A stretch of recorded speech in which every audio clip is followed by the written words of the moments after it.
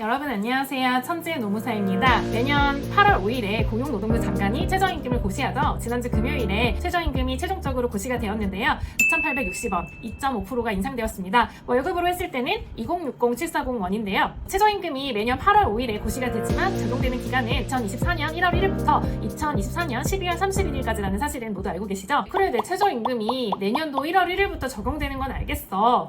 최저임금 받는 근로자인데 대표님께서 1월 1일에 근로계약서를 쓰지 않는다면 그래도 최저임금법에 의해서 최저임금에 위반한 계약은 무효가 되고 최저임금을 적용받게 됩니다. 변경된 임금, 그러니까 최저임금에 따른 근로계약서를 재작성하지 않는다고 하더라도 사용자는 2024년도에 변경된 최저임금에 따라서 급여를 주셔야 되고요. 만약에 최저임금에 미달하는 급여를 받는다면 그게 바로 우리가 얘기하는 임금체불에 해당하십니다. 지금 이제 최저임금을 말하는 경우에 제가 월급 근로자의 경우에는 최저임금이 2060-740원이라고 했는데 최저임금 미달 여부는 우리가 다 월급 근로자는 아니잖아요.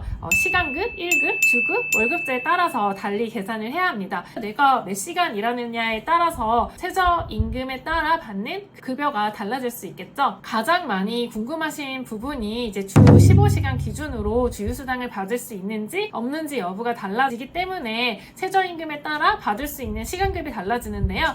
주 15시간 미만 근로하는 근로자의 경우에는 9,860원을 받으시면 최저임금을 맞게 받으신 거고요. 주에 15시간 이상 근무한 경우, 그러니까 하루에 3시간씩 5일을 근무해서 주 15시간이 넘는 경우에는 주휴수당이 발생하게 됩니다. 그러면 주휴수당을 포함한 최저임금이 어떻게 되느냐 궁금하실 텐데요. 매년 최저임금 곱하기 1.2를 하면 주휴수당이 포함된 최저임금이 나옵니다. 그래서 2024년 같은 경우에는 9,860원에 1.2를 곱한 11,832원이 주휴수당을 포함한 최저임금이 되겠습니다. 그럼 올해는요?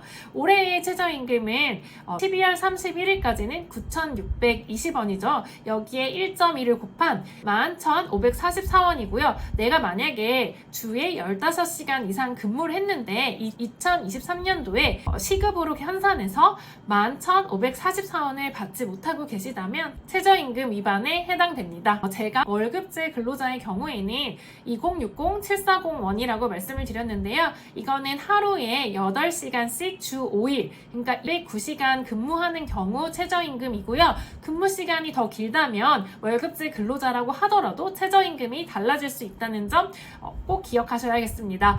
제가 자산관리 회사를 관리한 적이 있는데요. 최저임금에 의해서 임금 수준이 결정되는 회사였어요. 웬만하면 최저임금을 받으시는 분들이었는데요.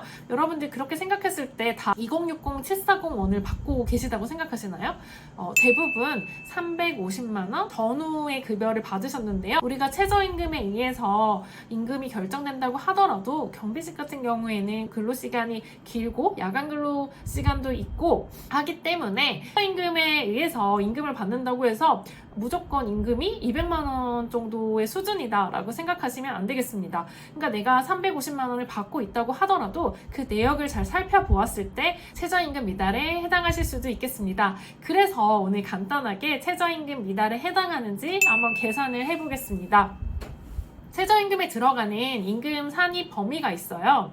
급여 항목들 보시면은 여러 가지 항목들이 있죠. 직책수당, 직급수당, 체력단련비, 식비 막 이렇게 여러 가지 수당들이 포함되어 있는데 어떤 항목은 최저임금 산입 범위에 들어가고 어떤 항목은 들어가지 않습니다. 예를 들어서 매월 1회 이상 고정적으로 지급되는 임금은 최저임금 산입 범위에 포함이 됩니다. 매월 지급되지만 최저임금에 포함되지 않는 임금으로는 연장, 야간, 휴일 근무수당, 연차휴가수당 등이 있습니다. 상여금, 복리후생비 등은 2023년도에까지는 일정 부분 1%, 5% 이렇게 포함이 되었지만 2024년도 1월 1일부터는 전액 최저임금에 포함돼서 계산하기 쉽게 되었습니다.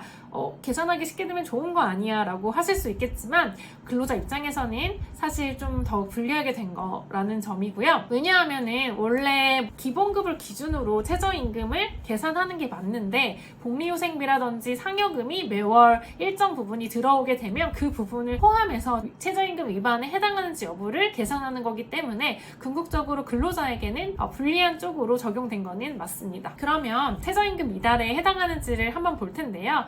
지금 여기 나와 있는 표를 한번 보시겠습니다. 2024년도 209시간 기준 최저임금으로 했을 때 2060-740원이라고 했잖아요. 그러면 2060-740원이 넘네? 최저임금 위반이 아니네? 이렇게 생각하실 수 있겠지만요. 제가 아까 전에 최저임금 산입 범위에 포함되지 않는 임금이 있다고 말씀드렸죠.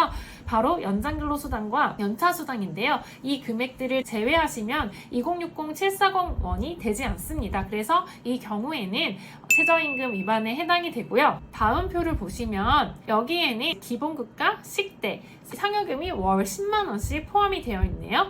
이 경우에는 제가 고정적으로 지급되는 상여금 같은 경우에 24년도에 최저임금 산입 범위에 모두 포함이 된다고 했죠. 2060-740원이 넘기 때문에 이 경우에는 최저임금 위반이 아닙니다. 세 번째 사례는 전 사례와 같은 임금을 받고 있어요. 기본급 식대는 같은데 연간 상여가 120만원이에요. 그래서 월로 나누면 10만원 정도 상여를 매월 받고 있는 거라 전 근로자와 받는 임금은 거의 비슷하다고 할 수 있겠습니다. 하지만 이 경우에는 제가 월 1회에 고정적으로 지급되는 상여가 아닌 경우에는 최저임금 산입 범위에 포함되지 않는다고 했죠. 그래서 10만원을 제외한 경우 2024년도 최저임금인 2060-740원에 미달하기 때문에 최저임금 위반에 해당이 되겠습니다. 이 영상을 대표님들께서 보고 계시다면 내가 상여금을 주고 있었다, 120만원을 주고 있었다 하면은 어차피 주실 금액을 월간으로 변경하신다든지 하셔서 최저임금 위반에 대비하실 수 있을 것이고요. 근로자라고 한다면 지금 임금명세서를 보셔서 이렇게 급여가 실제로 받는 게 똑같아도 임금 구성 항목에 따라서 최저임금 위반에 해당하는지 안 하는지 여부가 달라질 수 있겠구나, 나는 최저임금을 맞게 받고 있는가 한번 검토해보면 좋겠습니다. 제가 말씀드렸듯이 월 350을 받는다고 하더라도 최저임금 미달에 해당하는 경우가 상당히 많아요.